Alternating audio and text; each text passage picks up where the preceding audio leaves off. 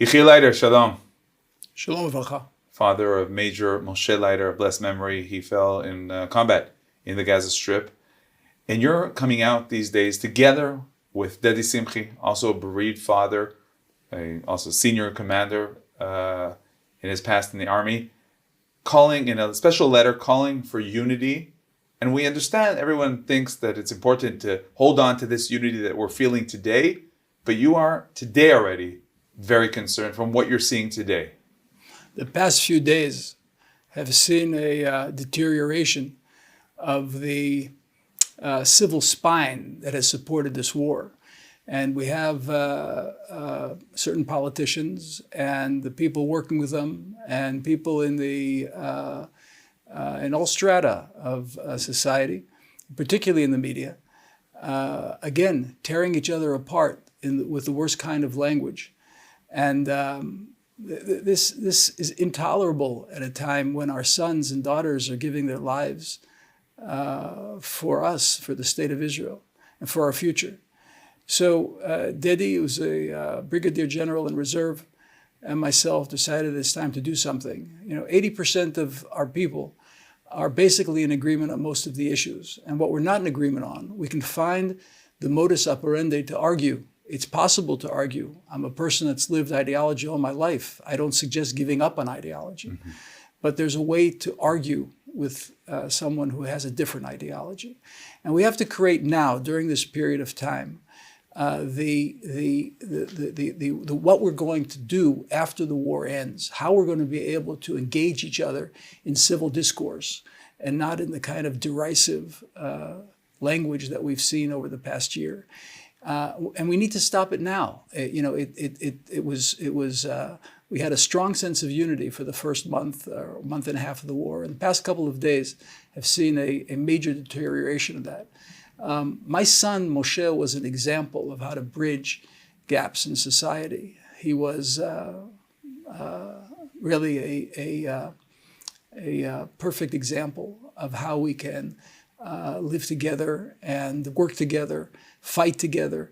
If our sons can fight together in Gaza now, can't we, the parents, hold the line? Can't we learn to get along? Why are we starting to tug at each other again? And who's interested in political intrigue and personal interests? Nobody's interested anymore. And those politicians who put personal interest and party interest in front of a civil discourse in the country need to rethink or perhaps complete their service. Now, we know from what side of the political spectrum you're coming from. You're from the right, you're a person of Judea and Samaria, you worked with Netanyahu, but you're saying that this letter is aimed at both sides.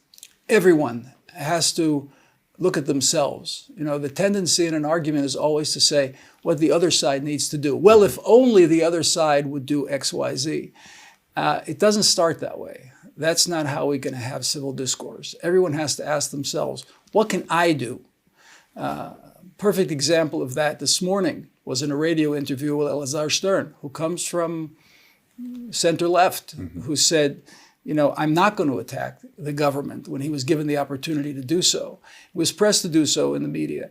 And he chose at that point to be understanding and fully in line with the real answer that there was no reason to attack the government over that particular issue that he was questioned about. So he's an example of how it can be done. And I think there are others. They just have to come up to the plate. They have to step up and say, I'm going to be the first one not to pour more kerosene on the fire.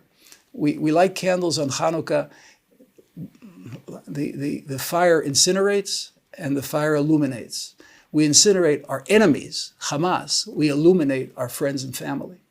Now, this letter is just the beginning, right? I understand that you're taking this as a mission. You, Dedi, other good people as well.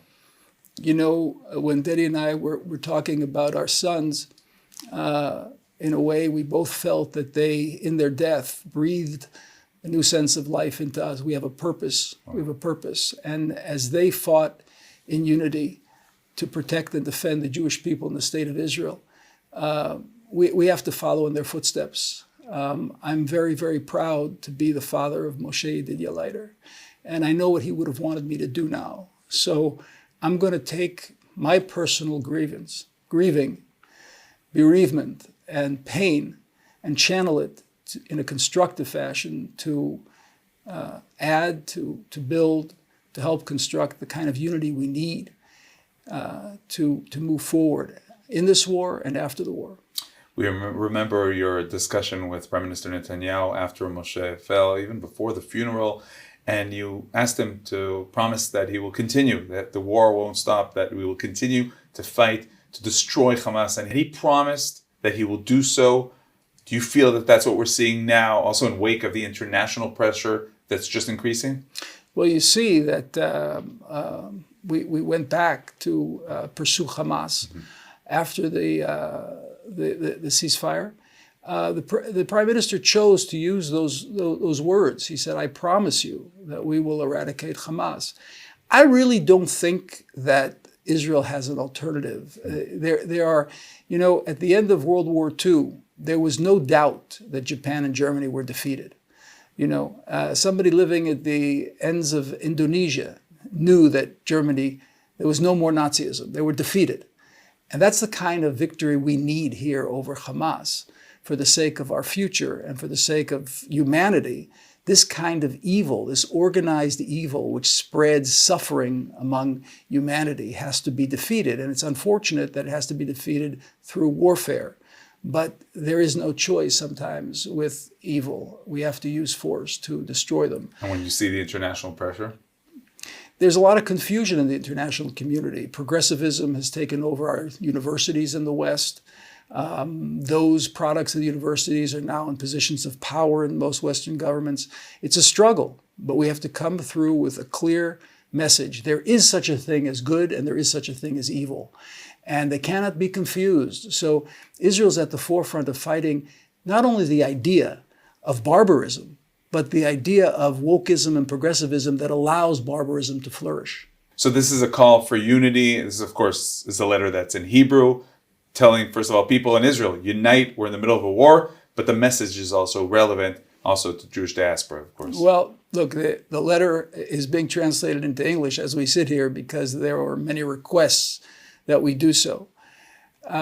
It's a call to diaspora too for unity, but it's, as far as the diaspora is concerned, it's a call to more than that. Unity means that we have to really rethink this whole complacency about Jewish communities overseas. Jews have to take Aliyah much more seriously right now.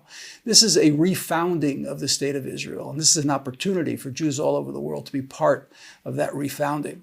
So it's a call. It's a call to what the Jewish people were intended to from day one, to live here as a strong, united people in the land of Israel. So unite by coming home. Unite by coming home. Yechiel Leiter, thank you very much. Thank you.